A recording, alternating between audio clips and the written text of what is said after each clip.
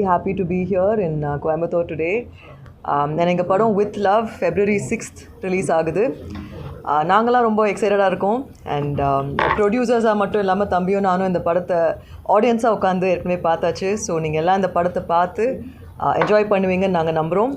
So அபிஷானை ஹீரோவாக launch பண்ணுறோம். So உங்கள் சப்போர்ட் எங்களுக்கு வேணும். அண்ட் அனஸ்வரா அகேன் ஒரு ஃபுல் ஃப்ளெஜ்ட் தமிழ் படம் இப்போ பண்ணுறாங்க. And she's done a very very good job in the film. So உங்கள் சப்போர்ட் எங்களுக்கு வேணும். February 6th in theatres. எல்லாருக்கும் வணக்கம். என் பேர் அபிஷன் ஜீவன். நான் டூரிஸ்ட் ஃபேமிலி படத்தோட டைரக்டர். ஆல்சோ இப்போது வித் லவோட ஆக்டராக பண்ணியிருக்கேன். அண்ட் February 6 படம் ரிலீஸ் ஆகுது. ஒரு அழகான படம். எல்லாருக்குமே வந்து நம்மளோட ஸ்கூல் மெமரிஸ், நம்மளை வந்து எப்படி சொல்கிறது, ஒரு ஸ்பெஷலாக ஃபீல் பண்ண வைக்கக்கூடிய எல்லா எமோஷன்ஸும் இருக்க ஒரு படமாக தான் வித் லவ் வந்திருக்கு. இந்த படம் வந்து கண்டிப்பாக அவங்க எல்லாருக்கும் ரொம்ப பிடிக்கும்னு நம்புகிறோம். February 6 ரிலீஸ் ஆகுது. எல்லோரும் ஃபேமிலியோடு போய் பாருங்கள். Yes, thank you.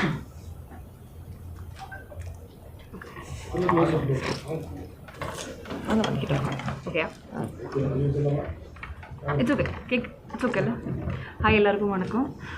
Media, thank you so much for coming. So happy to be here. Coimbatore first time வரேன். இப்போ நம்ம படம் with love February 6th release ஆக போகிறேன். அப்படி சொன்ன மாதிரி it's a cute romantic film. நம்ம படம் பார்த்து தியேட்டரில் இறங்கும்போது ஒரு சின்ன ஸ்மைலோடு கூடி இறங்கி வர மாதிரி இருக்கிற ஒரு ஃபீல் குட் ஃபிலிம். நான் இர்ரெஸ்பெக்டிவ் ஆஃப் ஜெண்டர், ஏஜ் எல்லாமே எல்லாருக்கும் தியேட்டரில் போய் என்ஜாய் பண்ண மாதிரி இருக்கிற ஒரு படம். ஸோ யா, அவ்வளோதான். ஹாய், எல்லாருக்கும் வணக்கங்க. வித் லவ் February 6th வந்து நம்ம தியேட்டரில் ரிலீஸ் பண்ண போகிறோம். ஸோ எப்படி நீங்கள் வந்து எல்லா நல்ல படத்துக்கும் சப்போர்ட் பண்ணுறீங்களோ, மீடியா அண்ட் மக்கள், அதே மாதிரி இந்த ஒரு படத்துக்கும் நீங்கள் சப்போர்ட் பண்ணணும். ஸோ டூரிஸ்ட் ஃபேமிலி வந்து அபிஷனோட ஃபர்ஸ்ட் படம் ஆஸ் அ டைரக்டர். அதை வந்து நீங்கள் எல்லாருமே ரொம்ப ரொம்ப நினச்சி பார்க்க முடியாத அளவுக்கு நீங்கள் எல்லாருமே அதை ஒரு பெரிய ஒரு வெற்றி படமாக கொண்டாடினீங்க. ஸோ அதே ஒரு வைப்ரேஷனோட, ஸோ அதே ஒரு நல்ல எண்ணத்தோட ஒரு நல்ல அழகான ஒரு படம் க்ரியேட் பண்ணியிருக்கிறோம். இந்த ஒரு ஜென்ரேஷனுக்கு மட்டும் இல்லாமல் எல்லாருக்குமே, இப்போ தியேட்டரில் வந்து உட்காந்து பார்க்குற அனைத்து எல்லாருக்குமே அது வந்து ஒரு அவங்களோட ஞாபகங்களை, ஒரு பாஸ்ட்டில் ஒரு ஞாபகங்கள் படுத்துகிற மாதிரி, அந்த ரிலேஷன்ஷிப் ஞாபகப்படுத்துகிற மாதிரியான ஒரு நல்ல ஒரு கதை அம்சம் உள்ளான ஒரு படம் தான் இது. So we are very happy. அபியை வந்து நாங்கள் லான்ச் பண்ணுறோம், நானும் அக்காவும் சேர்ந்து லான்ச் பண்ணுறோம் அப்படிங்கிறது வந்து எங்களுக்கு நிஜமாகவே ஒரு சந்தோஷமான ஒரு விஷயம். ஸோ இட்ஸ் நாட் ஒரு குடும்பமாக எல்லாருமே சேர்ந்து உட்காந்து ஒரு படம் எடுத்த மாதிரி தான் ஒரு ஃபீல் எனக்கும், அபிக்கு, அக்காவுக்கு, மதன். அந்த டைரக்டர் வந்து இன்றைக்கி வர முடியல, பிகாஸ் ப்ரொமோஷன் வரைக்கும் அவனுக்கு அந்த படத்தோட அவுட்டெல்லாம் கொடுக்க வேண்டிய ஒரு சுச்சுவேஷன். ஸோ அதில் அவன் பிஸியாக இருக்கிறான். தமிழ் சினிமாவுக்கு டெஃபினட்டாக எப்படி அபி ஒரு நல்ல ஒரு டைரக்டராக இருக்கிறானோ, அதை மாதிரி எங்கள் ஸ்கூல்லேருந்து அகெயின் மதன் வந்து ஒரு ரொம்ப பெரிய ஒரு டைரக்டராக வருவான்னு நானும் அக்காவும் நம்புகிறோம். ஸோ உங்களோட ஆதரவை டெஃபினட்டாக இந்த படத்துக்கு கொடுங்க. ரொம்ப அழகான ஒரு படம். ஸோ அக்கா சொன்ன மாதிரி நாங்கள் 2 பேரும் படம் பார்த்துட்டோம். இட்ஸ் நல்லா வந்திருக்குது படம். ஸோ February 6th வந்து அதை வந்து மக்கள்கிட்ட நாங்கள் சமர்ப்பிக்கிறோம். So makers win. இந்த பசங்களும் ஜெயிச்சாங்கன்னா இன்னும் நல்லது இண்டஸ்ட்ரிக்கும் சரி, எல்லாருக்கும். So very happy to release this movie on February 6th. உங்களோட சப்போர்ட் என்றைக்குமே இருக்கணும். நன்றி. ஒரு இயக்குனராக இருக்கீங்க, இன்னொரு இயக்குனரோட படத்தில் நடிக்கிறீங்க அப்படிங்கும்போது ஏதோ ஒரு இடத்துல இயக்குனர் வெளியில் வருவார், கதை நடிகராக பார்ப்போம் இயக்குனர். 2 பாயிண்டில் நீங்கள் எந்த பாயிண்ட் அந்த கதையை சூஸ் பண்ணி நடிக்கலாம்? இல்லை, நான் டேரக்டர் வந்து பார்த்தீங்கன்னா டூரிஸ்ட் ஃபேமிலி என் கூட ஆல்ரெடி ஒர்க் பண்ணவர் தான், என்னோடய co director our.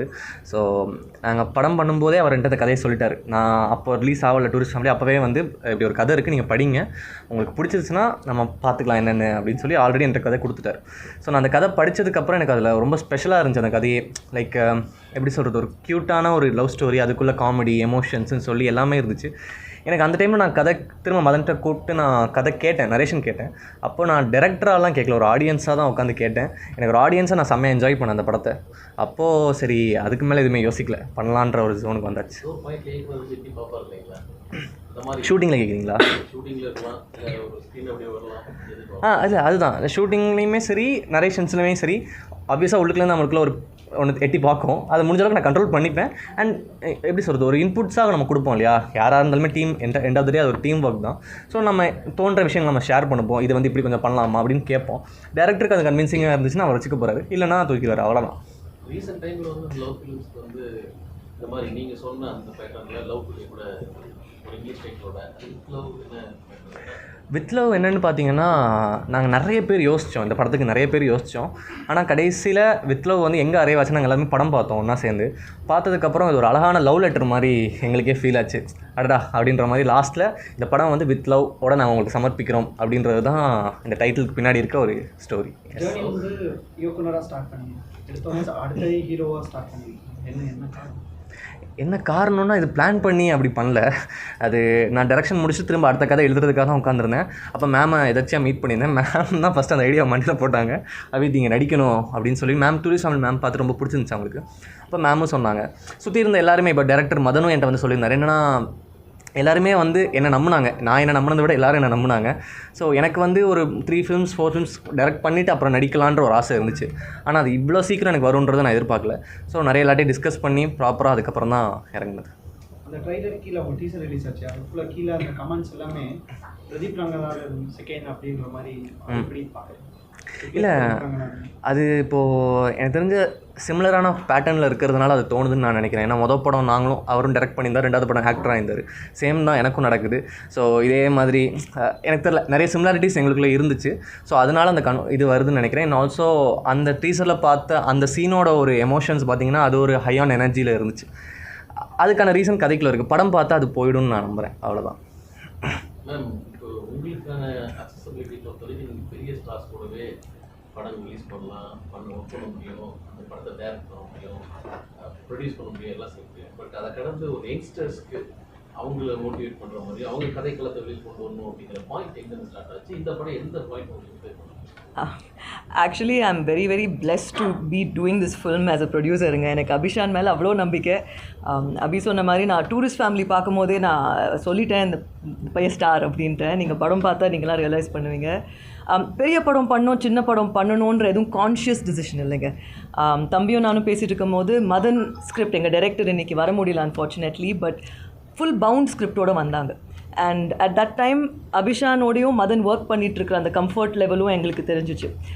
So when I first met Madhan itself I was so convinced about this project and I was convinced and I believed in what Abishan can do. So I told தம்பி இந்த படம் நம்ம டெஃபினட்டாக பண்ணலாம் அப்படின்ட்டு. And இப்போ industry பார்த்தீங்கன்னா நிறைய ஃப்ரெஷ் யங் டேலண்ட் ப்ளூம் ஆகிட்ருக்காங்க. That's a very healthy thing for the industry that's happening. So எங்கள் யூனிட்டே பார்த்தீங்கன்னா ரொம்ப ஜாலியாக யங்ஸ்டர்ஸ் ஒரு ஒரு பாசிட்டிவ் வைப்ரேஷன் பாசிட்டிவ் எனர்ஜியோடு இந்த படம் எடுத்தோம். So I think good talent should be encouraged and good cinema நம்ம மக்கள் எப்பவுமே அப்ரிஷியேட் பண்ணுவாங்க. நல்ல படம் எடுக்கணுன்றது தான் ஃபோக்கஸாக இருக்குது இப்போ எங்களுக்கு. அந்த 2017 அப்புறம் இப்போ தான் ப்ரொடியூஸ் பண்ணிருக்கீங்க? ஆமாங்க, டைம் ஆயிடுச்சு. கோவாக்கு அப்புறம் வேலையில பட்டதாரி நான் டைரக்ட் பண்ணேன். அதுக்கு முன்னாடி கோச்சடையான் டைரக்ட் பண்ணேன். பட் நான் இதுக்கு முன்னாடி ப்ரொடியூஸ் பண்ண படம் வாஸ் கோவா வித் வெங்கட் பிரபு. இந்த படத்தை அப்பா பார்த்தாரா? இல்லைங்க, அப்பா படம் இன்னும் பார்க்கல. பட் அப்பாவுக்கு அபிஷான் ரொம்ப பிடிக்கும். அண்ட் டீசர் பார்த்து அப்பா ரொம்ப அப்ரிஷியேட் பண்ணாங்க. அனஸ்வராவும் ரொம்ப அப்ரிஷியேட் பண்ணாங்க. ஸோ படம் இன்னும் இப்போ ஒர்க் போயிட்டுருக்கு. We have not completed the film, காப்பியாக இன்னும் எடுக்கல. பட் அப்பா இன்னும் படம் பார்க்கல. ரொம்ப ஈகராக நாங்கள் எல்லோரும் வெயிட் பண்ணிகிட்ருக்கோம் அப்பா பார்த்துட்டு என்ன சொல்ல போகிறாங்கன்னு. So yeah, it's going to happen soon. இதில் இளைஞருக்கான மெசேஜ் சொல்லுங்கள், அதை தாண்டி வேறு ஏதாவது மெசேஜ்? மெசேஜ்ன்றதை விட ஐ திங்க் நாஸ்டாலஜியா அந்த படத்தில் நிறைய இருக்குங்க. ஐ திங்க் நம்ம எல்லாருமே அந்த ஸ்கூல் டைம்ன்றது ஒரு ரொம்ப beautiful memory for all of us growing up. And இந்த படம் அந்த டாப்பிக்கை கொஞ்சம் நிறையவே இம்பார்ட்டாக தொட்டிருக்கும். ஸோ அபி சொன்ன மாதிரி இந்த படம் வந்துட்டு ஒரு ஒரு ஃபேமிலியாக போய் எல்லோரும் என்ஜாய் பண்ணி ஒரு கனெக்ட் வந்து பார்த்து டெஃபினட்டாக ஒரு ஸ்மைல் இன் யோர் ஃபேஸ் வரும் at the end of this movie. So மெசேஜாக இதில் மெசேஜாக நாங்கள் கொடுக்கணுன்றது வந்து ஒரு ஒரு அது ஃபோர்ஸ் நாங்கள் பண்ணலை.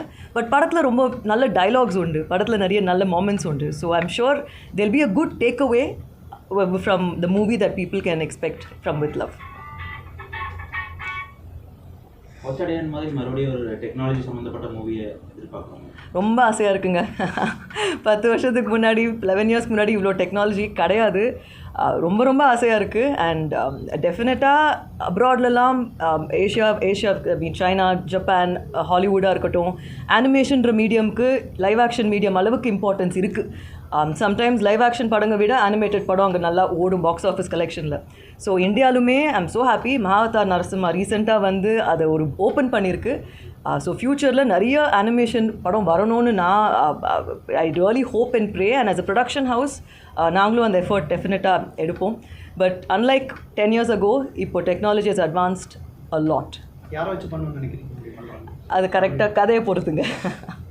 டெக்னிக்கலி அட்வான்ஸ் நிறைய வந்தாலும் கூட இப்போ இங்கே இருக்கிற பழக்கப்பட்ட ஆடியன்ஸ் வந்து இந்த மண் சார்ந்து இந்த மாதிரி நேட்டிவிட்டி ரொம்ப விரும்பக்கூடியவங்களா இருப்பாங்க. பட் அந்த நேட்டிவிட்டி சார்ந்த ஒரு விஷயத்தை டெக்னிக்கலாக கொண்டு போய் சேர்க்க முடியுமா? செய்யும்போது இதுக்கு எந்த மாதிரி ஐ திங்க் இட்ஸ் பாசிபிளுங்க. அண்ட் ஐ திங்க் ரீசெண்டாக வந்த ஒரு எக்ஸாம்பிளாக நான் சொல்லணுன்னாமே it's the Kantara franchise. Kantara படம் பார்த்திங்கன்னா நிறைய சிஜி இருக்குது, பட் அது வந்து அந்த கதை ரொம்ப ரூட்டடாக இருந்துச்சு. ஸோ அந்த மாதிரி கதைக்கு என்ன தேவையோ அதுக்கு தேவையான டெக்னாலஜி நம்ம கொடுக்கணும். இல்லைனா இது வந்து ஒரு டெக்னாலஜி படம்ன்ற ஆங்கிளில் நம்ம ஃபஸ்ட்லேருந்தே ஆரம்பிக்கணும். But end of the day script ரொம்ப முக்கியம் அண்ட் ரூட்டட்னஸும் ரொம்ப முக்கியம். இந்த படத்துக்கு சென்சாரில் அப்ளை பண்ணியாச்சுங்க. ஓகே, நல்லா இந்த சென்சார் இஷ்யூஸ் வந்து இந்த மாதிரி சென்சார்ங்கிறது ஒரு படம் வந்தால் அந்த படம் அது ஏவா யூவா அல்லது ஏஎன்யூவா அப்படிங்கிறத சர்டிஃபை பண்ணுமே தவிர இது இருக்கணும் இது இருக்கக்கூடாது அப்படிங்கிறத சொல்லக்கூடாதுன்ற ஒரு கருத்து இப்போ போயிட்டு. ஏன்னா அந்த சென்சார் அப்படிங்கிறது வாயிலாக அவங்களுடைய கருத்தை சொல்ல முடியாமல் போயிடுறாங்க படைப்பாளிகள் அப்படிங்கிற ஒரு விஷயம் இருக்குது. இது வந்து யோசிக்கிறவங்களே தடை பண்ணுறதாகவும் சொல்லப்படுது. இந்த சென்சாருடைய இந்த கண்ட்ரோல் எப்படி பார்க்குறீங்க? ஆஸ் அ ப்ரொடியூசராக நீங்கள் எப்படி? The sensor body is there for a particular reason, based on what அந்தந்த ஏரியாவுக்கு அந்தந்த க்ரௌடுக்கு என்ன மாதிரி படங்கள் காட்டணும் அப்படின்றதுக்கு ஒரு body. So I feel the censor body should be respected. But அதை தவிர இப்போ எனக்கு அந்த டாப்பிக்கில் கமெண்ட்ஸ் நிறைய கொடுக்க விருப்பம் இல்லை. ஏன்னா நீங்கள் ஒரு கதை கேட்டு தான் படம் எடுப்பீங்க. பட் அது வந்து சென்சாரில் போய் கட் பண்ணும்போது அது வந்து ஒரு நீங்கள் இன்ஸ்பயர் பண்ண ஒரு பாயிண்ட் மேபி கட் ஆகலாம். அப்படி இருக்கும்போது அந்த கதையே போகலாம், அந்த படமே நீங்கள் எதிர்பார்த்த மாதிரி எல்லாம் போகலாம். அப்போ அந்த நினைச்சதை கொண்டு வர முடியாத ஒரு நெருக்கடிக்குள்ளாகிறாங்க படைப்பாளிகள். பட் இது வந்து இன்னைக்கு இது ரொம்ப நாளாக இந்த சென்சார் பாடின்றது புதுசாக வந்த ஒரு பாடி இல்லைங்க. Cinema in India has to follow the rules of சென்சார்ன்றது ரொம்ப வருஷமாக ப்ராக்டிஸ் பண்ணிகிட்ருக்கிற ஒரு ஃபார்மாலிட்டி. ஸோ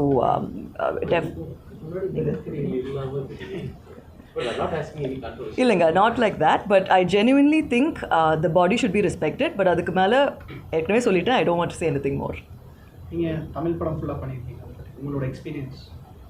தமிழில் நான் தமிழில் இதுக்கு முன்னாடி 3 ஃபிலிம்ஸ் பண்ணேன். இப்போ ஃப்ளெட்ஜாக இதுதான் ஃபர்ஸ்ட் ஃபிலிம் தமிழில்.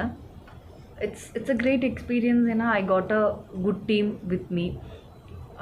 அது I had a great experience. I never felt like I am doing என்ன மலையாள ஃபிலிம் இல்லாமல் வேறு இண்டஸ்ட்ரியில் வந்து ஒரு படம் பண்ணுற அந்த மாதிரி ஃபீலிங் எனக்கு இந்த படத்துக்கு வரல. ஏன்னா this guy with them I always felt home இந்த படத்துக்காக. So yeah, I had a great experience with this team.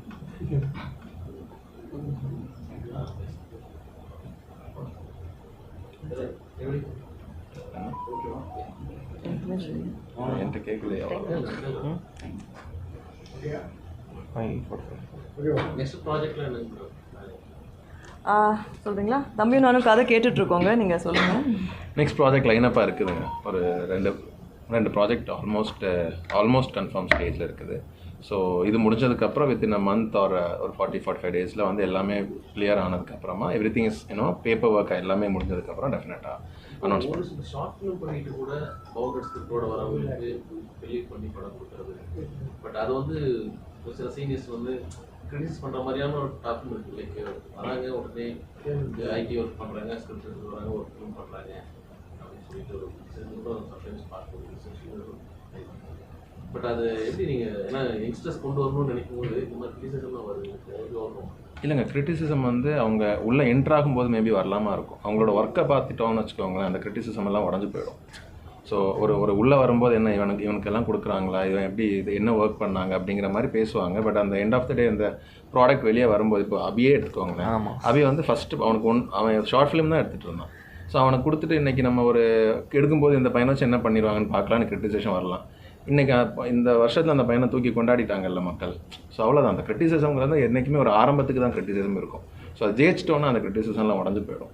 So with love அப்படிங்கிறது ஏற்கனவே நான் கேட்டது. ஒரு நல்ல தமிழ் படங்கள் கதை, ஒரு காதல் கதைகளுக்குலாம் அந்த வெண்ணி தாண்டி விடுவாயா இந்த மாதிரியான ஒரு டைட்டில்லாம் ரொம்ப கேட்சியாக ஒரு தமிழ் சார்ந்து இருக்கும். பட் நல்ல லவ் ஸ்டோரிஸ்க்குலாம் வந்து ஏன் இங்கிலீஷ் டைட்டில்? உண்மையை சொல்கிறேன், பிரியமுடன் தான் கேட்டோம், தரல.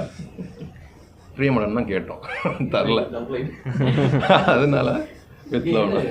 நல்ல ஒரு டைட்டில். இல்லை அவங்க வேறு ப்ராஜெக்ட் ஏதோ வேறு ப்ராஜெக்ட் இருக்குன்னு சொல்லிட்டு நாங்கள் லேட்டு ஆக்சுவலி அதனால. ஸோ எனக்கும் தமிழ் வைக்கணும்னு ஆசை. தமிழில் தான் யோசிச்சோம் நிறைய. 3 படமும் வந்து good night, lover, tourist family 3மே இங்கிலீஷில் அமைஞ்சிடுச்சு.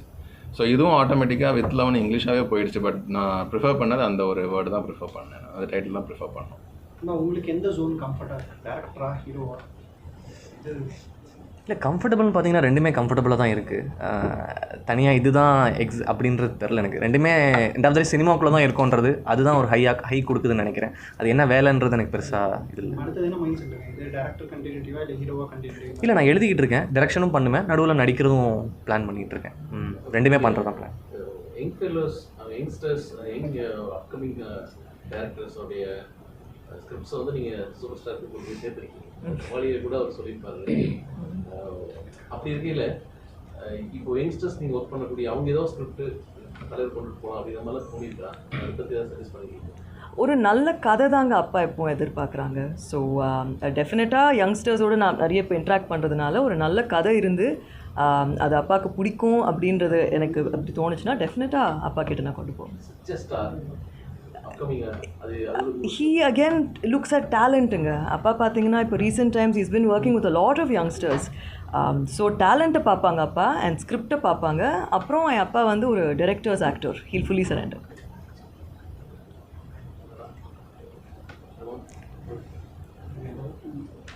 லோகேஷ் கனகராஜ் வந்து ரஜினி சார்ட்டையும் கமல் சார்ட்டையும் அந்த ஒரு கதை சீக்வன்ஸ் சொல்லியிருக்காரு.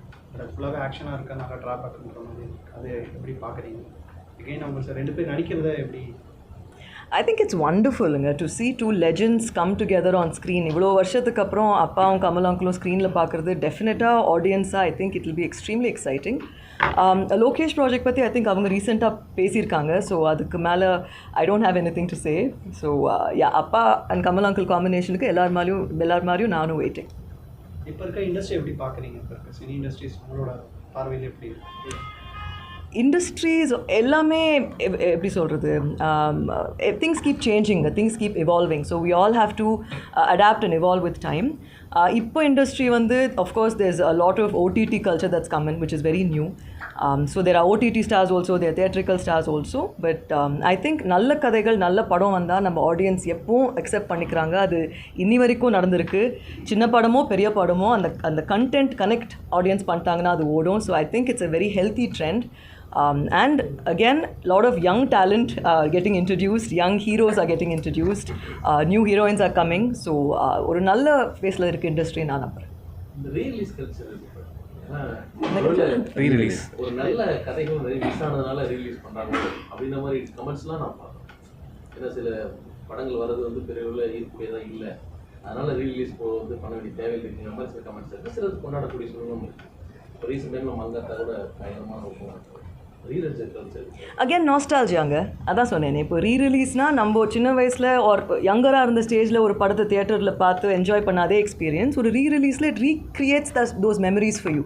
ஏன்னா இப்போது நான் படையப்பா ரீரிலீஸ் 25 இயர்ஸ்க்கு அப்புறம் நடந்துச்சு and it was received so well by audience. ஏன்னா 25 இயர்ஸாக படையப்பா நீலாம்பரி அந்த காம்பினேஷன் நீங்கள் பிக் ஸ்க்ரீனில் பார்க்கல.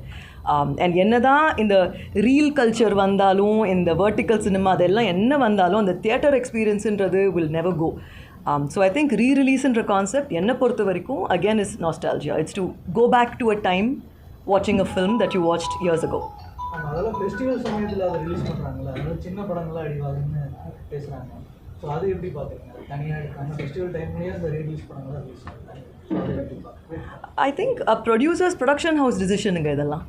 ஏன்னா இப்போ நாங்களே பாருங்கள், எங்கள் ஒரு ப்ரொடியூசராக நாங்கள் ஒரு டேட் இதில் வந்தால் படத்துக்கு நல்லா இருக்கும்ன்றது ப்ரொடியூசர்ஸோட டிசிஷன். ஸோ ரீரிலீஸ் கூட அந்த இண்டிவிஜுவல் ப்ரொடக்ஷன் ஹவுஸ்க்கு தாங்க நீங்கள் கேட்கணும். நான் ஜென்ரலைஸ்டாக பேச முடியாதுங்க, நான் எங்களை பற்றி மட்டும்தான் பேசுவேன். So I don't have any comments for that also. Pradeep Ranganathan Comali எடுத்தோடனே அடுத்தது ஹீரோ அப்படியே கனெக்ட் ஆகிட்டேன். நீங்களும் அதே பிளாட்ஃபார்மில் தான் இருக்கீங்க. ஃபஸ்ட்டு படம் எடுத்தீங்க, அடுத்தது அப்படியே ஹீரோ கனெக்ட் ஆகிட்டீங்க. என்ன காரணம்? அது கதை ஓகே, இண்டஸ்ட்ரியை என்ன இல்லை அது எந்த பாயிண்ட்லேயுமே நம்ம டைரக்ஷனை விட்டுறோன்னா அது ஓகே வேலிட் இல்லை. நான் எழுதிக்கிட்டு இருக்கேன். இப்போ ஒரு கதைக்குமே ஒரு டைம் இருக்குது. எல்லா கதையுமே இப்போது 3 மாதத்தில் எழுதிட்டு வாங்க ஷூட் போயிடலான்னு கிடையாது இல்லையா. அது ஒரு பெரிய ப்ராசஸ் இருக்குது. அதுக்கு நடுவில் நம்ம என்ன பண்ணுறோம், ஏன்னா இப்போ சில டைம் எனக்கு ஒரு டூரிஸ்ட் ஃபேமிலியே நான் எழுதிட்டு நடுவில் ஒரு 3 மாதம் என்னால் அடுத்து எழுதவே முடியல. அதுக்கப்புறம் என்ன எழுதுறேன், ஒரு லாக்குள்ளே மாட்டிக்கிட்டேன். ஸோ அந்த கதை அது பிரேக் ஆகிறதுக்கு நம்மளுக்கு வேறு ஒரு டைவர்ஷன் தேவைப்படும். ஸோ அப்படி தான் நான் இதை பார்க்குறேன். எனக்கு தெரிஞ்சு எல்லாருமே இப்போ ஒன்று ஆரம்பிச்சிட்டாங்கன்னா அதில் தான் போகணுன்றது எனக்கு தெரில. இது காலகாலமாக நடக்கிற ஒரு விஷயமாக தான் நான் பார்க்குறேன். இது ஒன்றும் புதுசாக இப்போ தான் ஆரம்பிச்சதுன்றது மாதிரி இல்லை இல்லையா. டைரக்ஷன் விட மாட்டோம், அதுதான். ரைட்டர் அண்ட் டைரக்டர் மிஸ் பண்ணுறாங்கன்றது ஆக்டர்ஸ் போகும்போது இல்லை, அதுதான் நான் சொல்ல வரேன். டைரக்ஷன் நாங்கள் விடுற பிளான்லேயே இல்லைல்ல. விடுற பிளான் இல்லை, பட் அதுக்கான டைமிங் இப்படி போயிடுதோ. சென்ஸ் டைரக்ஷன்லேயே இருந்தால் நிறைய உங்கள் இயக்கத்தில் அவரோட கால் ஷீட் பிஸி ஆகிடுது. எங்கள் ஒரு நல்ல ஹீரோவாக கூட அவர் அக்செப்ட் பண்ணிக்கலாம் எனக்கு. இல்லை, இன்னொன்று இருந்து பிரதர், இப்போ டூரிஸ்ட் ஃபேமிலி மாதிரி ஒரு பெரிய ஹிட்டு கொடுத்ததுக்கப்புறமா அபியே வந்து என்னென்னா ஒரு அடுத்து நான் என்ன பண்ண போகிறேன், இதை தாண்டி என்னோட ஒரு ஒரு ஒரு பெஞ்ச்மார்க் செட் ஆகிடுச்சு டூரிஸ்ட் ஃபேமிலி. இதை தாண்டி இன்னும் அடுத்து நான் என்ன பண்ண போகிறேன்னா எனக்கு தெரிலையே அப்படிங்கிற மாதிரி ஒரு ஸ்ட்ரெஸ்லேயே இருந்துட்டு இருந்தேன். ஏன்னா முடிஞ்சதுக்கப்புறம் கூட நிறைய நேம் சொல்கிற அளவுக்கு பெரிய ஹீரோஸ் எல்லாம் கேட்டுட்டு இருந்தாங்க அபிகிட்ட. ஸோ அவனுக்கு அந்த ஒரு கரெக்டான ஒரு கான்ஃபிடென்ட் இல்லாமல் இருந்துட்டு, ஏன்னா இது டூ மச் சக்ஸஸ்ன்னு இருக்கிறனால. ஸோ அவனுக்கு அதுலேருந்து ஒரு குட்டி பிரேக்காக கூட அவன் இதை பார்க்கலாமே தவிர்த்து, பட் டிரெக்ஷன் அவன் விடுவாங்கிற எந்த ஒரு எனக்கு என்னென்னா அவசரமாக ஒன்று பண்ணிவிட்டு அது தப்பாக போயிடக்கூடாதுன்ற ஒரு பயம் இருக்குது உள்ள. ஸோ என்னானாலும் சரி பொறுமையாக நம்ம கதை எழுதி நம்ம என்றைக்கு ரொம்ப கான்ஃபிடண்ட்டாக ஃபீல் பண்ணுறோமோ அன்றைக்கி அதை டைரக்ஷன் பண்ணணுன்றது தான் என்னோட இது பிளான். எழுதும்போது இந்த சென்சார் இஷ்யூலாம் உள்ள வருங்களா? அவர் சென்சார்லேயே ஏன் இருக்கிறீங்கன்னு தெரியல. ஏன்னா ஒருத்தர் யோசிக்கும் போது அதுக்கு வெளியே பண்ணோம்னா ஒருவேளை சென்சார் கட் ஆகிடுவோம், இல்லை இஷ்யூ ஆகிடுவோம். இல்லை, அப்படி எந்த கிரியேட்டருமே பண்ண முடியாது. அது பண்ணிட்டீங்கன்னா அது க்ரியேட்டிவிட்டியை நீங்கள் அங்கேயே கொள்கிற மாதிரி இல்லையா. நீங்கள் உங்களுக்கு ஒரு கிரியேட்டராக நீங்கள் உங்களுக்கு என்ன தோணுதோ நீங்கள் அதை சொல்கிறதுக்கு உங்களுக்கு ஃப்ரீடம் இருக்குது. அதை நம்ம எழுதுகிறோம், அதுதான் பண்ணணும்னு நினைக்கிறோம். அதுக்கு மேலே இருக்கிறது அது நான் பேச விரும்பலை. பட் என்னை பொறுத்தவரைக்கும் நீங்கள் அங்கேயே அதெல்லாம் யோசிச்சிங்கன்னா ஒரு க்ரியேட்டிவிட்டியை கொள்கிற மாதிரி தான் நான் நினைக்கிறேன். நீங்கள் இதில் ஏதாவது நடிச்சிருக்கீங்க, அதாவது கேமியோ தான் பண்ணிருக்கீங்க? இந்த படத்தில் பண்ணலைங்க, பட் அது ஐடியா மைண்டில் போட்டிங்க இல்லையா. ஸோ அடுத்த ப்ரொடக்ஷன் நாங்கள் பண்ணும்போது டெஃபினட்டாக கேமியோவில் எங்களை பார்ப்பீங்க. 2 பேரும் சேர்ந்து வருவோம். உங்களுக்கு என்ன சொல்லணும் கம்ஃபர்ட்டாக இருக்குது, டேரக்டரா இல்லை ப்ரொடியூசரா? ஐ எம் என்ஜாயிங் இட் போத்துங்க. Both are completely different roles. And ஒரு ப்ரொடியூசர் ஆல்சோ க்ரியேட்டிவாக இருக்கணும். பட் அபி சொன்ன மாதிரி ஒரு டைரக்டர்னா all the time busy, all the time on the floor பண்ணிகிட்ருப்பீங்க. ஆக்டர் கூட நடிச்சுட்டு உட்காந்துட வேண்டியதான். ஸோ ஒரு ப்ரொடியூசராக நம்ம ஸ்கிரிப்ட் ஓகே பண்ணிட்டோம், பட்ஜெட் ஓகே பண்ணிட்டோம், ஸ்கெடியூல் ஓகே பண்ணிட்டு அப்புறம் ப்ரொடக்ஷன் மேனேஜர்ஸ், எக்ஸிக்யூட்டிவ் ப்ரொடியூசர்ஸ் அவங்கக்கிட்ட விட்டுட்டு நாங்கள் ஃபாலோப்லேயே இருப்போம். பட் ரொம்ப நாளுக்கு அப்புறம் நான் ப்ரொடியூசராக திருப்பி வந்திருக்கேன். I've enjoyed making With Love again because of this wonderful team that we have. And திருப்பி நான் டைரக்ட் பண்ண போகிறேன். And I think I hope I can balance it both. அந்த கேஸ்ட் க்ரூ மேம் டைரக்ட் பண்ணுறோம். நான் இப்போ தான் அங்கே ஸ்கிரிப்ட் ஆரம்பிச்சிருக்கேன். ஸோ அபி சொன்ன மாதிரி எந்த ஸ்கிரிப்ட்டுக்கு எவ்வளோ டைம் ஆகும்னு தெரியல. பட் அது கரெக்டாக ரெடி ஆகிடுச்சுன்னா definitely I hope sometime this year. Thank you. Okay, thank you.